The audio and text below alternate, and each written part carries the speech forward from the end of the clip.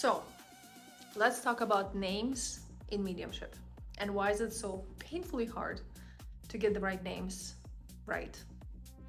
Why do we get the names wrong? And by the way, if the medium gets the name wrong, does not mean necessarily that the information that's coming in is wrong. It's just a name. And that particular portion comes in many forms. So let's break it out. A name can come in not as a name, but as an information in another form. Basically, that ties you directly to the whole mediumship experience of clairs. So instead of name Michael or hearing name Michael, you can actually receive strong evidence. So a memory of a red car, fishing supplies that are hanging on the wall in the garage next to rubber boots. I know, very strange visual, but you know what I mean. A particular personality trait. So you will get a piece of evidence, and as you list them, this sitter will recognize the person and be like, oh yeah, that's Mike, that's my dad, or that's my grandfather. So result-wise, you'll get to the same result. You'll get the person, and ideally the sitter should not call out the name. You should technically arrive there yourself. But what I'm trying to say is that you'll get to the same result. You'll get to the identification of the communicator, and you don't need a name. The evidence will come in and will identify the person because the name is just the label. Again, let's not forget that a name can come in any form. Sound, fragment, actual word, letter, initial, image, feeling, sensation, association. If you look at the word, I don't know, Mary, for example, it's very, very multi-layered. The way you can approach it, the way you can identify with Mary. There's so many definitions and feelings that you can give to a person that will arrive at the name Mary immediately after you provide that information. And we can't forget that on occasion, our medium mind actually interferes with the information coming in. So as you are in a sitting and you're doing your interpretation, you're doing your information relay, because most of it, that's what it is. Mediumship is information relay. The less of yourself you put into the message, the better, the cleaner. You're just supposed to be like a clean water that reflects the sun. Beautiful analogy. Let's go. So what I'm trying to say is that if you're in a session with a sitter and you get, let me ask for a name, you get letter M, immediately your brain jumps to name Mike. Because, I don't know, you had lunch with Mike that day. You know the sitter partially, and you think you heard name of Mike somewhere mentioned in there.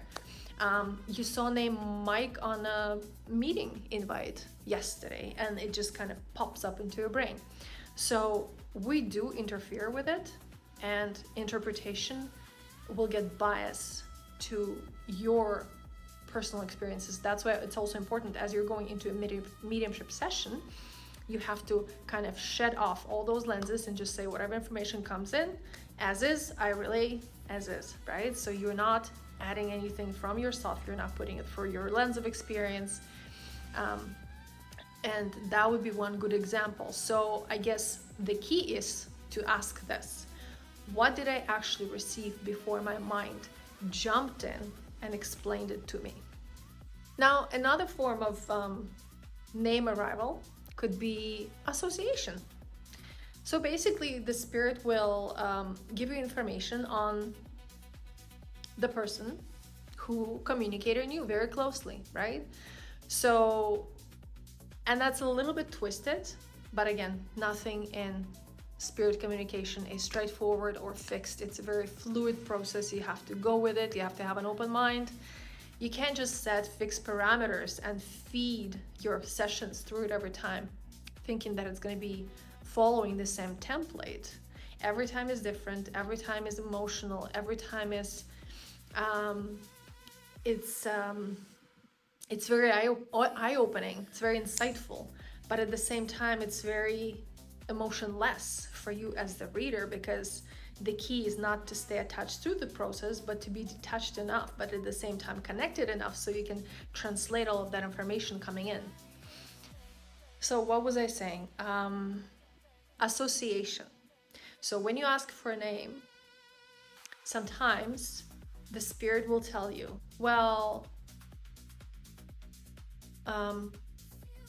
Andrew, or Jonathan. I don't know why Jonathan comes up too often. Jonathan, or so in other words, it'll name a person who in association to the person that you're waiting to hear from. So if you have a granddad whose name is Peter, and his best buddy friend that they used to go fishing, dyslexia. They used to go fishing, they would be smoking cigars, they would be playing cards. So his best buddy would be Andrew.